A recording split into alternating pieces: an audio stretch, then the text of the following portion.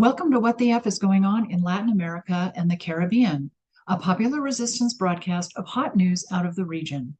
In partnership with Black Alliance for Peace Haiti Americas team, Code Pink, Common Frontiers, Council on Hemispheric Affairs, Friends of Latin America, Interreligious Task Force on Central America, Massachusetts Peace Action, and Task Force on the Americas, we broadcast Thursdays at 4:30 p.m. Pacific, 7:30 p.m. Eastern, right here on YouTube Live, including channels for The Convo Couch, Popular Resistance, and Code Pink. Post-broadcast recordings can be found at Apple Podcasts, Spotify, Telegram, radindiemedia.com, and now under podcasts at popularresistance.org. Today's episode, Mexico's Secretary of Foreign Affairs resigns to run for president.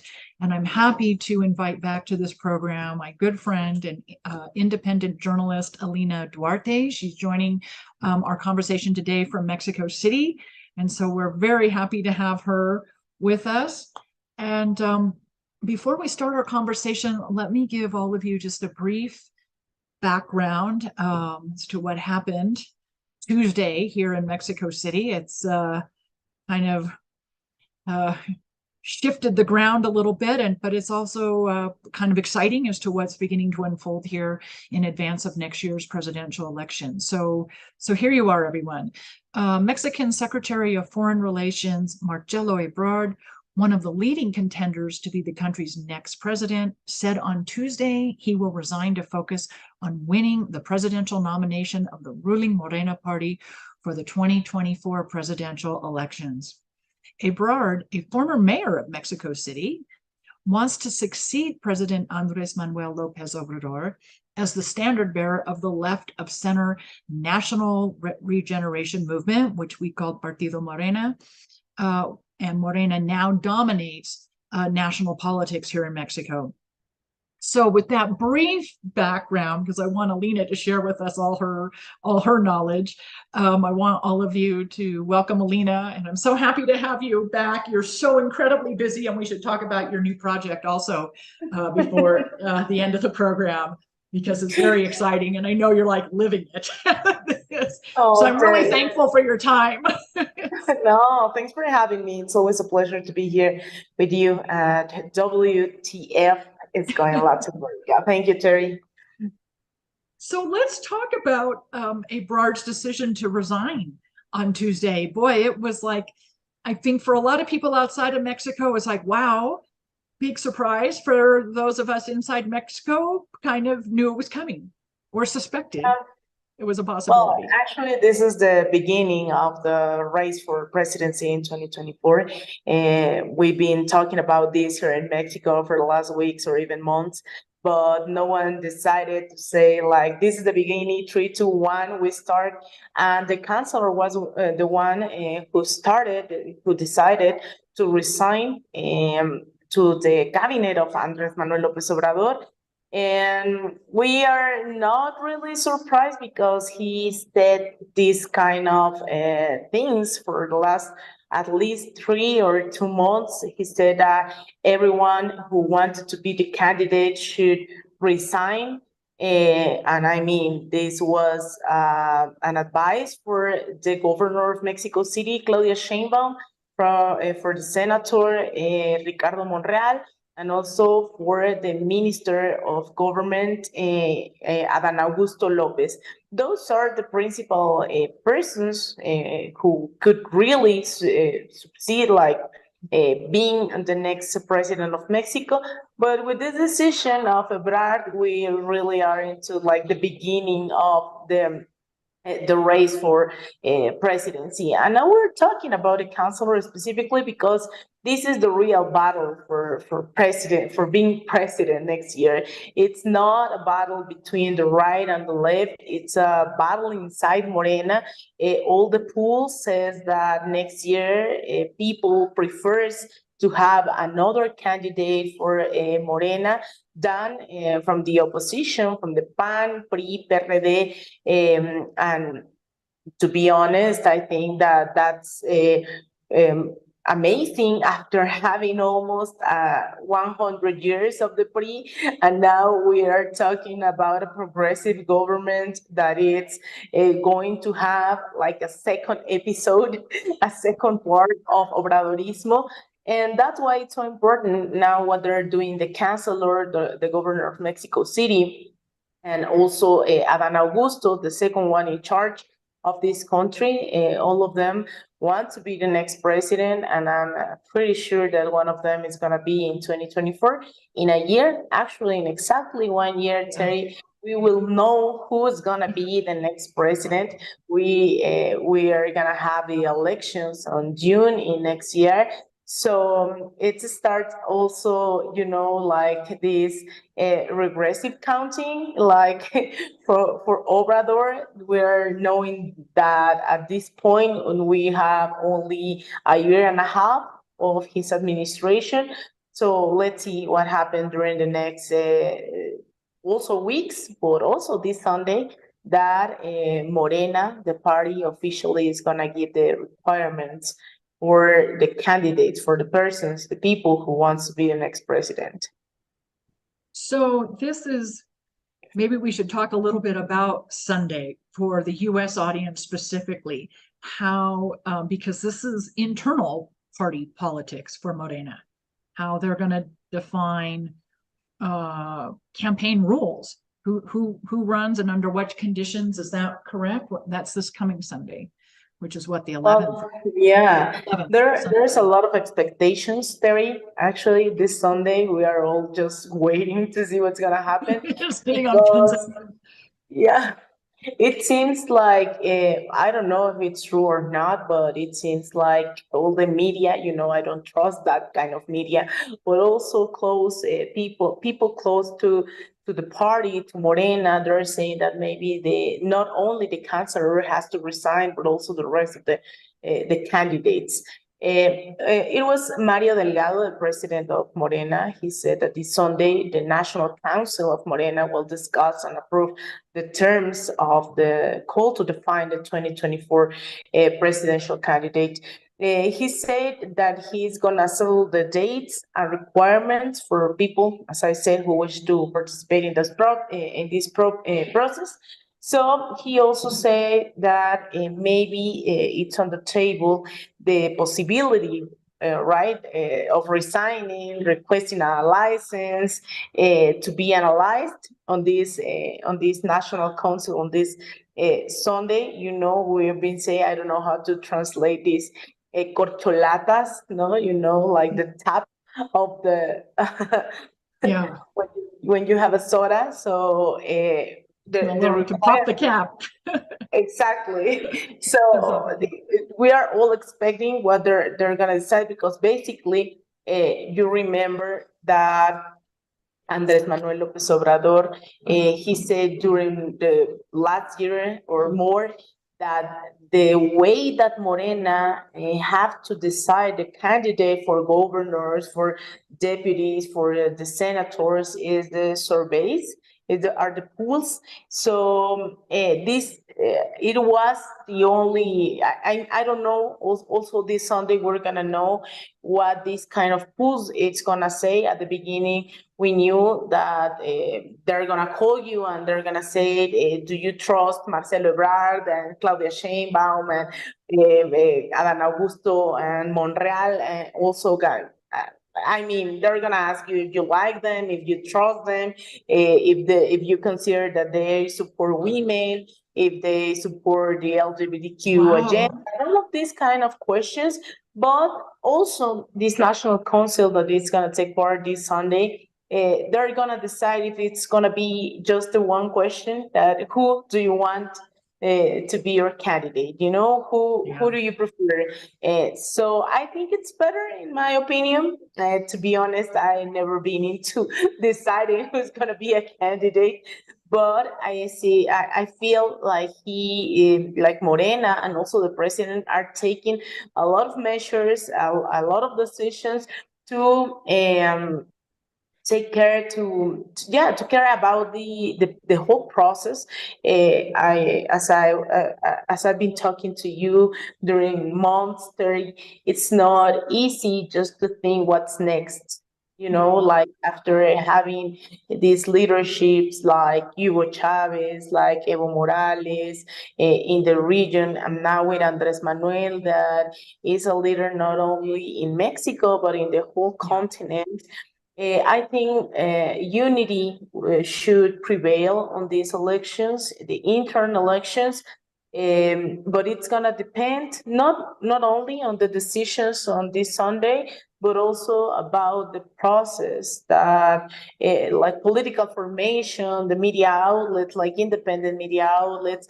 So it's pretty important for me, for leftist people, I guess, for a lot of militants and of the so-called for transformation, what's going to happen this Sunday, and maybe next Monday we're going to know if they have to resign, Claudia Sheinbaum, Adán Augusto López, and all of these candidates, the ones who be the candidate, or they're gonna just keep in their places, like in functions. So let's see, Terry, this Sundays. Let's have a coffee to talk. We may need more than caffeine on Sunday. Because I guess that a lot of people were gonna just waiting for the announcements for these decisions of next Sunday. So this is fascinating. For those of us outside of Mexico politics, and that what is going to be decided on Sunday is, well, I guess all political parties have their various processes for deciding who runs, but the possibility of having all four major Morena presidential candidates resign their current positions, which leaves vacancies and very, very prominent, a cabinet position in the Secretariat of Foreign Relations, Exterior Relations.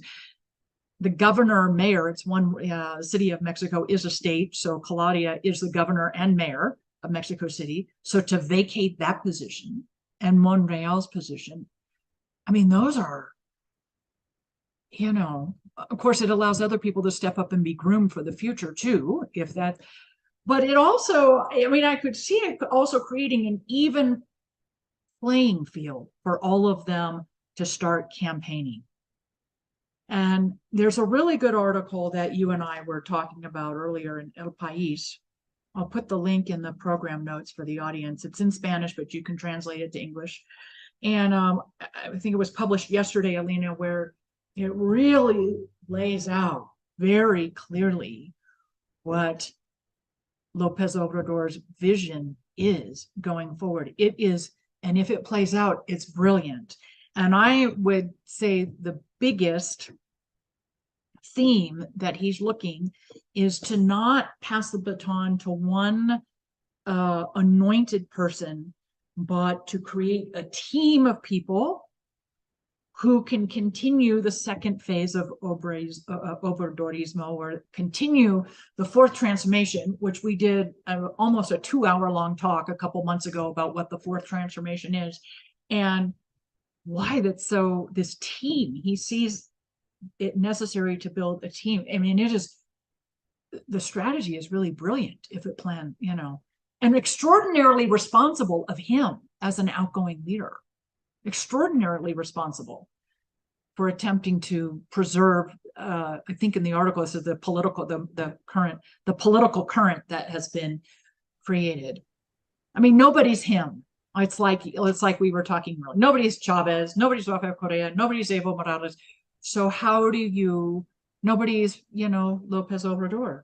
But with a team of people, you could compensate for that, have strengths in multiple areas, without this joke of among, I'm the anointed one and you're not.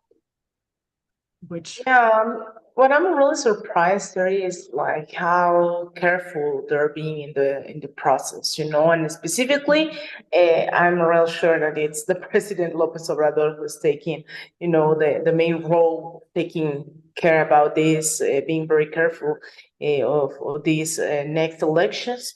We may have political difference with every candidate, with Claudia Sheinbaum, Marcelo Ebrard, ideologically or with their administrations or whatever. But the president decided to call a meeting days ago during the night. It was in a restaurant in downtown at Zocalo. During the night, they had a dinner. He called the principal candidates and also members of the party and governors. And I think the decisions that they took during that dinner, that's what we're gonna listen to next during the next Sunday. That's why we are just so excited about listening what's next, what they're gonna decide. In this meeting, uh, I think that they talk about what could happen, what next. You know, like what happened if Shane Bounds, like wins the presidency and Ebrard, does he has to leave? I don't think so. I think he has been a very like brilliant chancellor. He has materialized the foreign policy that AMLO has been trying just to say every morning, like we're gonna support Peru, we're gonna support Evo, and the chancellor has done it really, really good, has made it amazingly. So this article that you're talking about, it says something like if Sheinbaum remains in the presidency, Ebrard would be an extraordinary political operator among legislators, and if Ebrard is the successor, Sheinbaum would give him a legitimacy among the workers of the chamber. So they're trying just to figure out in this decision that of what's next.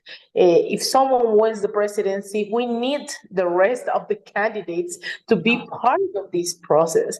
And it's something that, for example, after a coup, we don't see now in Bolivia. We see the fight between Evo Morales and Lucho Arce and David Choquehuanca, the vice president. So I think AMLO is pretty smart, and he's thinking not in 2024, he's thinking almost in 2030, you know, like he's just like thinking what's next after Lopez Obrador. And it's the big question in the whole region. What's next after these big leaders? That, of course, as you said, they're not Evo Morales, they're not Rafael Correa, they're not, you know, but someone has to take this leadership and go straight ahead. And specifically in this moment, when we see, and you know, that the US is desperate, like in what's going on actually in Latin America, the name of this program, I bet that the White House and the State Department are all the time like, what the fuck is going on? You know? Those Mexicanos, what are they doing now? They're like, but you know, really, they all, I mean, you know, the president is brilliant, and he is looking at preserving his legacy, and it's you know, we all say the fourth transformation is a 20-year project. It's not something one president in one 6-year term. And in Mexico, the Constitution only allows for the president to serve one 6-year term. Yeah. And so how do you ensure what your administration has begun to create? How do you ensure the continuation of it? And I think, you know, to pull all the major candidates in as a team. And it's like, yes, it is important individually who becomes president. How could it not be? You know, for Ebrard, this is a dream for decades for him, and you can't blame him for that. And he's been a compelling foreign minister, and has the skill and the experience, and they all do. They all have good resumes. They all have experience. They've all been groomed very well. And so, but, you know, the greater thing is, or what the president is expressing, the most important thing is to preserve the current political movement, the current political space that's been created, and take it forward. And it's going to take a team of people to do that. And hopefully everybody will come out of Sunday's meeting believing that themselves. I'm sure they do. I mean, because they've all been very loyal to creating the fourth transformation. But individual politics are tough, for all of us. It's hard, that's human nature, and it's tough, but this is something bigger than each person. And so many of us have so much hope on Mexico right now in showing the rest of the hemisphere how to do this. Yeah, I totally agree, Terry. I'm listening to you. I'm just thinking about what happened the last 20 years in the whole region. And not only about the presidential succession, it's about the role of Venezuela during like the beginning of the 20s. And now the role of Mexico. We have to remember that Pedro Castillo, former president of Peru, he was detained when he was going to the Mexican embassy. A lot of people here in Mexico is now they got asylum after the traitor in Ecuador, the traitor of Lenin Moreno. Several people who are persecuted by its government, they got asylum here in Mexico. Also, after the coup of Evo Morales, a lot of Bolivian people are also here in Mexico City. And now we are saying that this is a kind of oasis in the region about this kind of issues. But also I'm thinking about the how important is not only the presidential candidate who's next. It's also about the people's organizing themselves. The role that Morena has, for example, now Morena has 3 million of people affiliated. That it's a whole world in the region.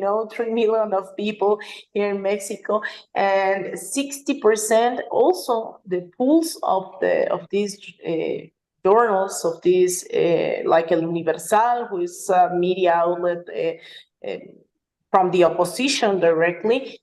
Even they are saying that AMLO has between 60 and 70% of approval now in this moment.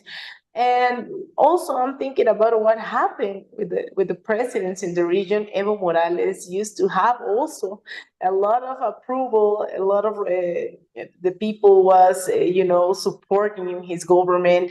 And the minimum details that you decided not to confront the right wing or not to confront the oligarchy, they can make a coup. So I think one of the challenges here is not only to decide who's next, who's the next candidate, but also to see all of these people who's supporting, who's making possible this government. It's there are millions of people who every day now in this country are changing because of the president all the morning, all the, with this mañanera, with this presidential conference in the morning.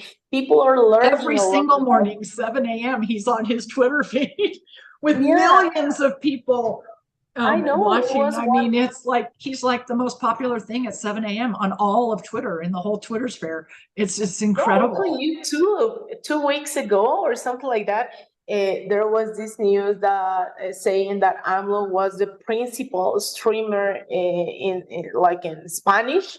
So millions of people, not only in Mexico, but the rest of the continent, listen what's saying every morning. And that's why, not only because of this conference, but also all of these social programs, about a lot of things, people are changing, Of course, there's a lot of people who says that AMLO is not a Marxist, he's not a revolutionary, he's not like a real communist, whatever. But he didn't promise that kind of things. And what he said, he was a wellness state, and he's trying to be it every single day. I think it's not easy to live this country, we need to remember in 2006, we started a so-called war on drugs that like started in 2006, but nowadays we have more than 300,000 people disappeared, 300 people killed,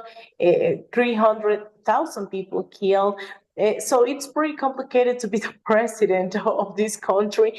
And after that, there are so many people who's trusting what is doing Andres Manuel Lopez Obrador. There are so many people who are organizing themselves. We've seen the mobilizations during the last month, the two, I think one of the biggest mobilizations I've ever seen in my whole life, supporting the president. So things are totally changing, and I'm really glad that the president, even the next the candidates of Morena who wants to be the next president, they're being very careful in the process. So let's see. I'm really, it's a little bit scary, exciting. I don't know how to describe what's gonna happen next Sunday when we're gonna know who's gonna how we're gonna decide who's the candidate of Morena for the next presidential elections. It's the inevitable, right? I mean, for the last 6 years, everyone in Mexico has known AMLO has 6 years, and it's almost hard to believe that 6 years is, there's I know months remaining. Well, 11 months. The elections are June.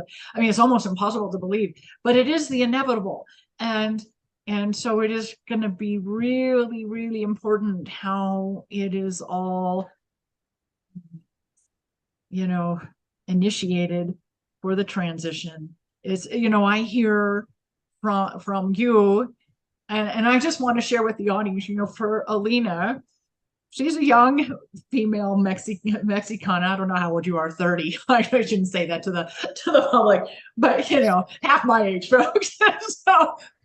so for her to go to mobilizations and various other political events here in Mexico City with her and have her say, never in my lifetime did I think we would have a president like AMLO. Never did I think young people would have a vision for their future and be able to participate in, in politics and education and the economy and in so many things. This is,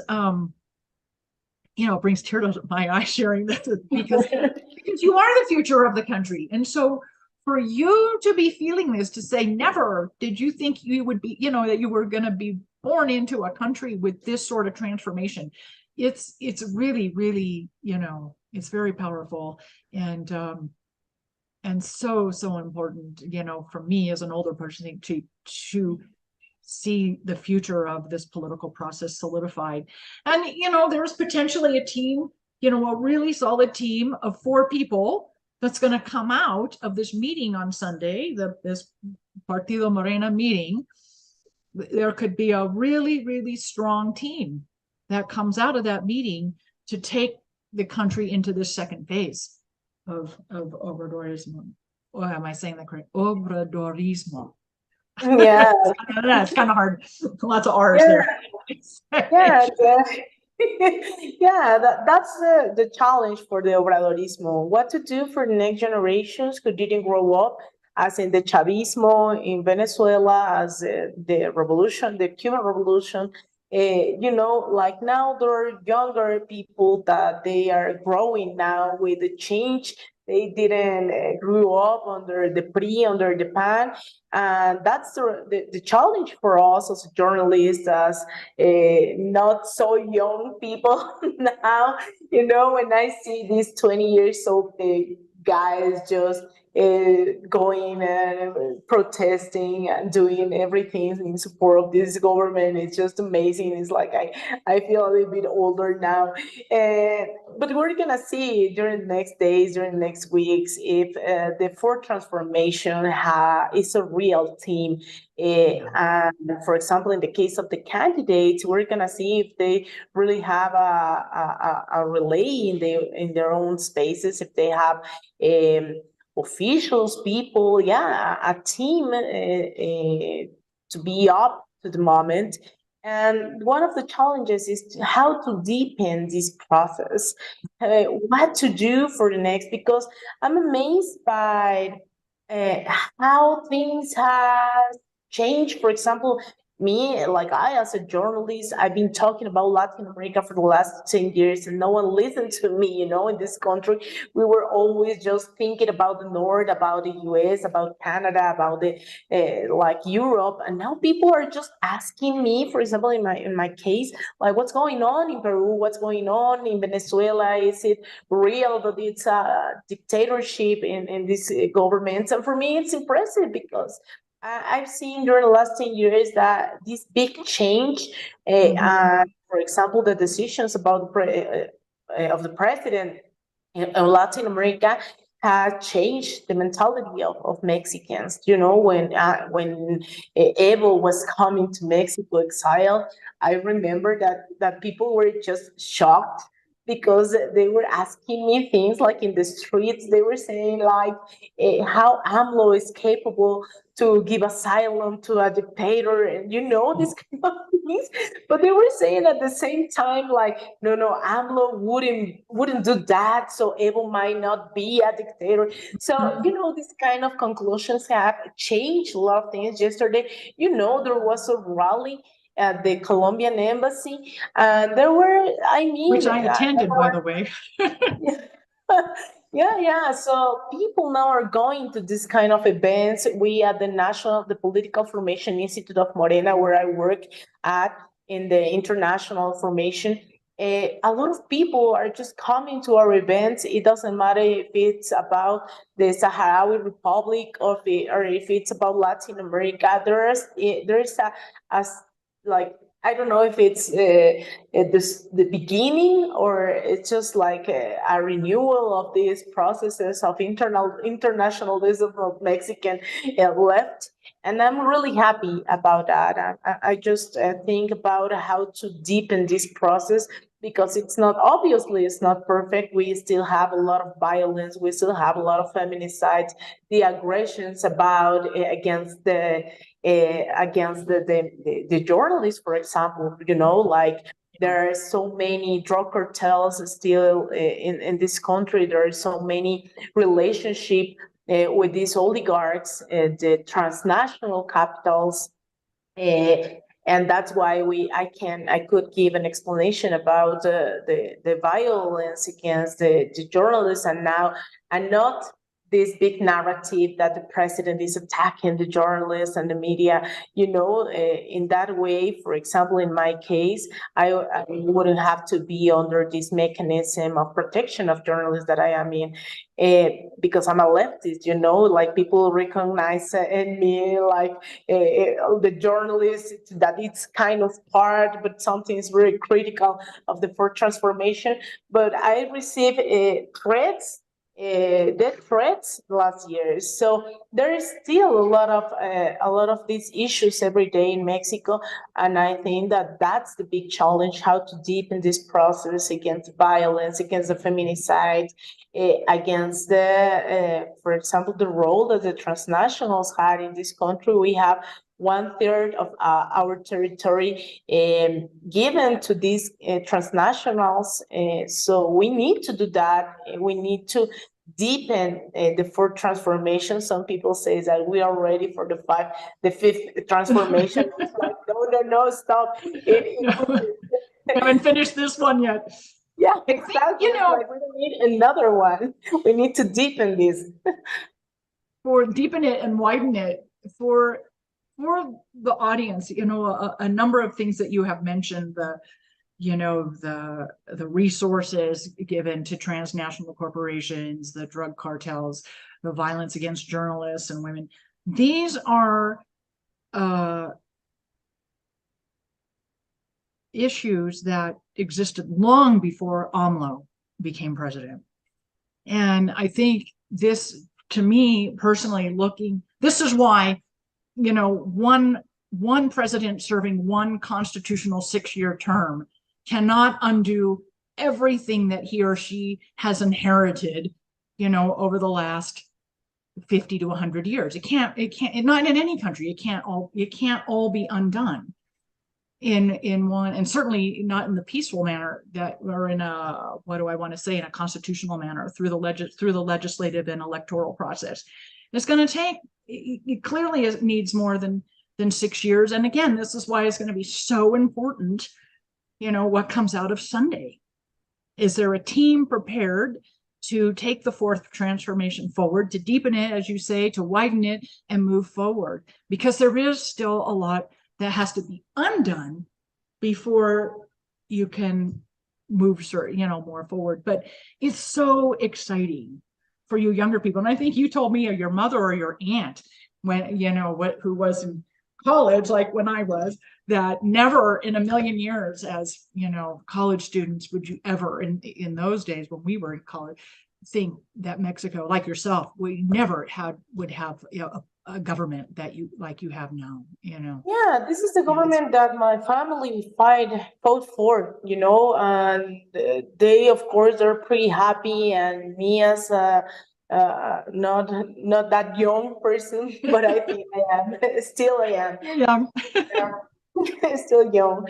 I think that it's impressive the change that we've seen during the last 5 years, even when I've been so critical, for example, in terms of the migration policy, for example, that Mexico has, that we're still deporting, we're still treating really bad migrants, and we are condemning all the time what the US is doing against us, and we're doing exactly the same, not exactly, but sometimes they have a lot of these kind of policies.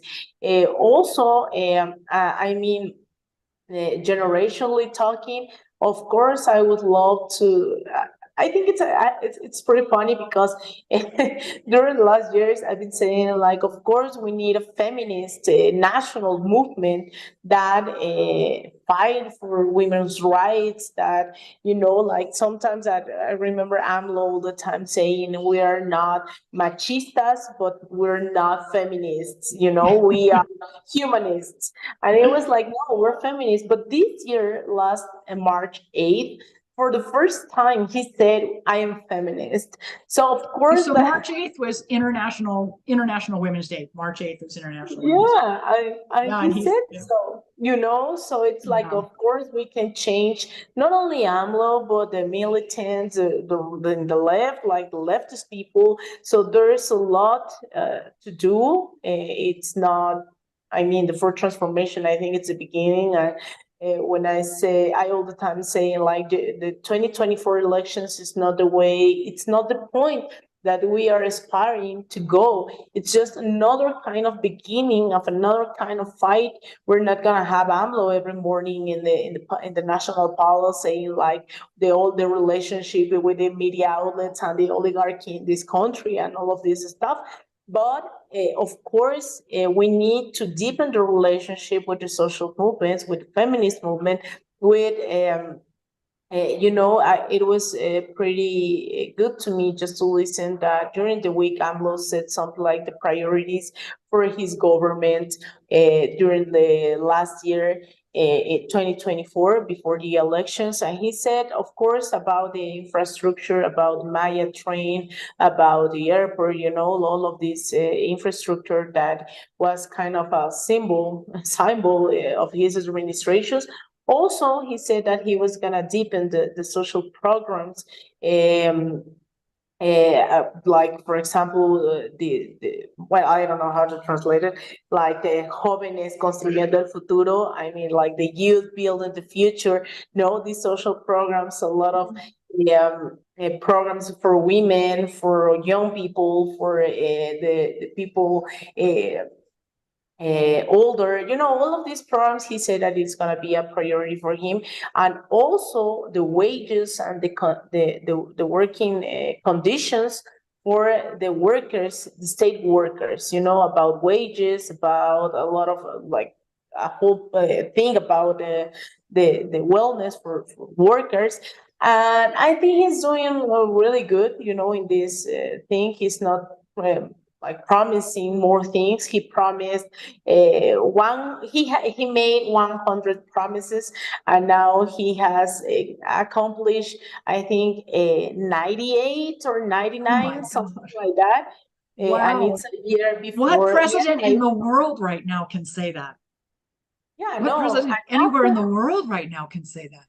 And Tori, it's more impressive because he made his promises before he knew that there was gonna be a pandemic and a crisis in Ukraine and an international crisis, economic crisis.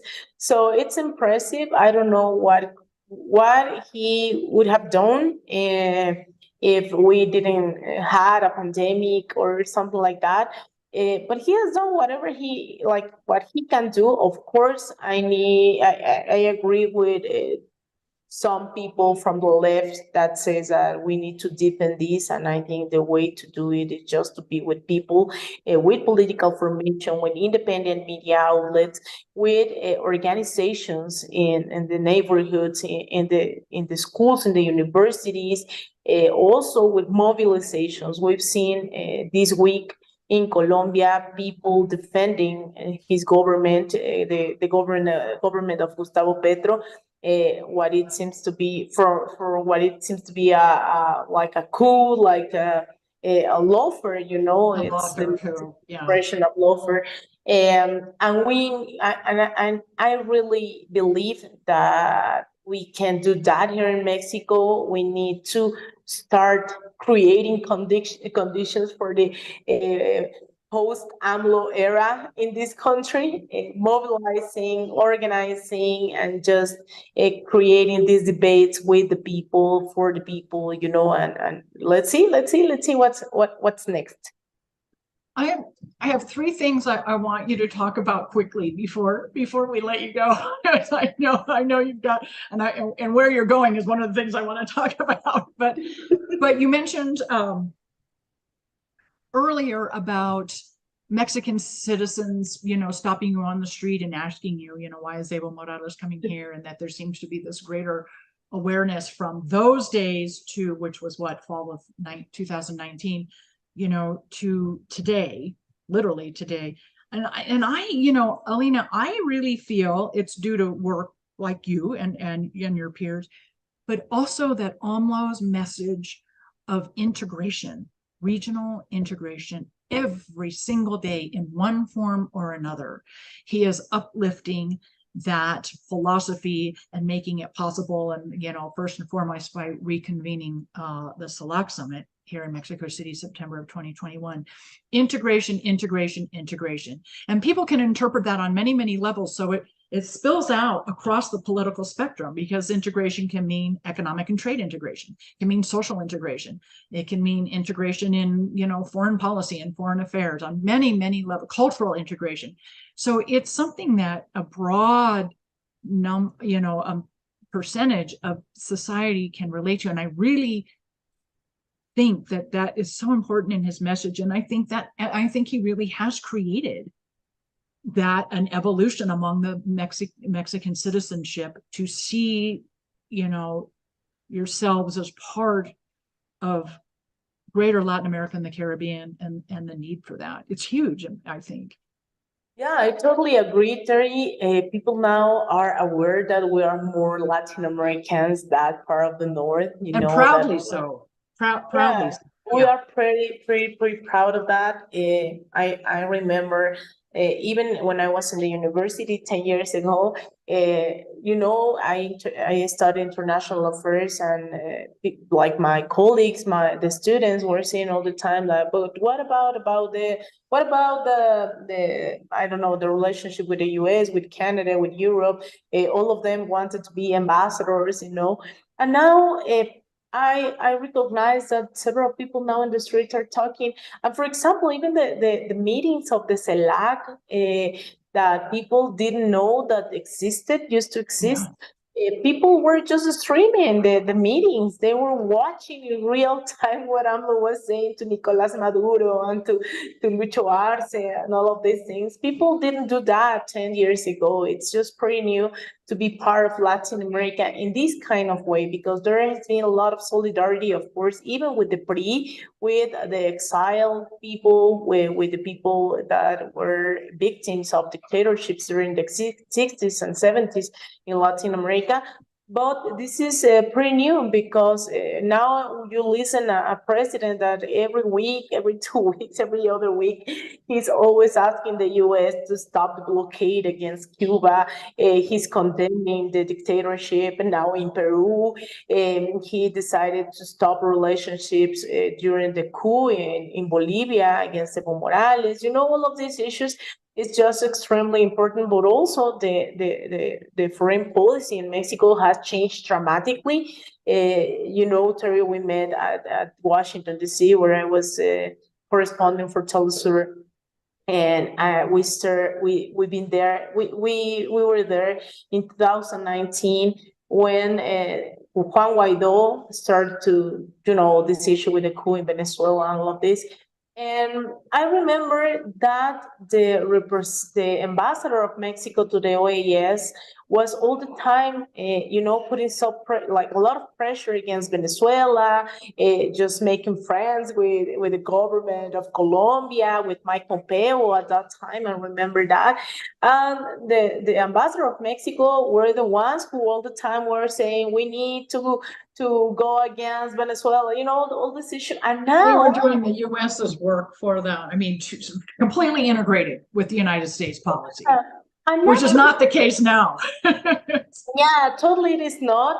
I remember our ambassador was also our chancellor, Luis Videgaray, at that moment with Enrique Peña Nieto. They were the one who were leading this process of creating the group of Lima. They were. Now we are totally in other episode of our life and our foreign policy. We are just listening to a president as Foreign policy now is Mexico first, Mexico and her people first. yeah, totally. Yeah.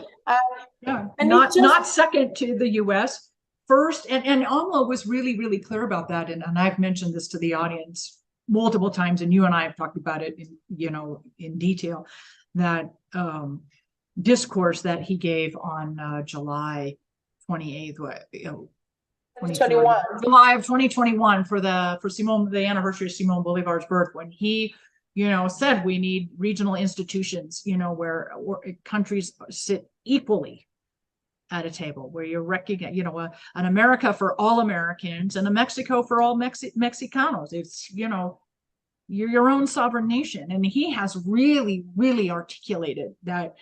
And probably, except for a very small portion of the wealthy business class here in Mexico, it's certainly something that everyone can identify with.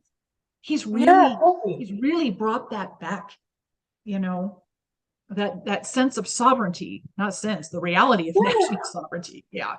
Actually, he's really clear. Terry, this is part of our constitution. You know, it's not just like an invention of AMLO. In our Mexican constitution, now AMLO retakes what the constitution says, that it is called the Estrada doctrine of sovereignty of people, self-determination, peaceful resolution of conflicts. We used to forget during the last years with Enrique Peña Nieto, Vicente Fox, Felipe Calderón. They totally forgot that this existed, and they started just to lead this whole intervention against Cuba, against Venezuela, against Evo Morales, against everyone. I know what I was saying with our ambassador at the OAS. After having this I don't know how even to say it, like this kind of people in our representation. Now our actual ambassador of Mexico to the US, now he's telling in his face, of Almagro's face, that he's a hypocritical, he's a cynical, you know, in his face in the heart of the OAS, just blocks away from the White House. And it's amazing. Something's changing, and it has to be like, it's totally related to the politics of AMLO in the region. We remember weeks ago, he made a call to organize regionally against the economic crisis and inflation. He got COVID, and that's why they didn't make it. But I guess that next week or something like that. I don't know if he's traveling to Bogota to the meeting in person with Gustavo Petro. I know that Gustavo Petro actually is traveling, I don't know if today or tomorrow, to Cuba for the peace processes, with the dialogues with the ELN. But also, AMLO is gonna have a meeting, with Argentina, with Brazil, with Colombia, to do something about this economic crisis. So we are now, I really think that a new integration is possible. We had the SALAC, we had the UNASUR at some point, but now we have AMLO, we have Lula, we have Petro. So let's see for next year's what's next. And so let's talk about what's next for you, because you mentioned how the important role of independent journalism here in Mexico, and I would argue throughout Latin America and the Caribbean has been crucial, even in the States. But you have a new project that you're heading off to. So I see somebody trying to call you off. Let's talk really quick about your new independent journalism project. I have, Alina, included links to all of the social media and YouTube accounts for your new project. Those are all in the program notes for the audience. So, and they can find you on social media too. So. Well, thank you so much, sir. Yeah, we're launching a new media outlet. Let's see how it goes. As the meeting of the next Sunday, let's see how it goes also with our new media outlet. It is called From the Root. In Spanish is De Raíz. It is a new project that it pretends to be radical. That's why it is called From the Root. That's the meaning. Like grassroots. Exactly. Like being radical. What we need. So it started with the idea. We had a meeting with Pablo Iglesias from Podemos in Spain, and they're launching their own media outlet called Canal Red.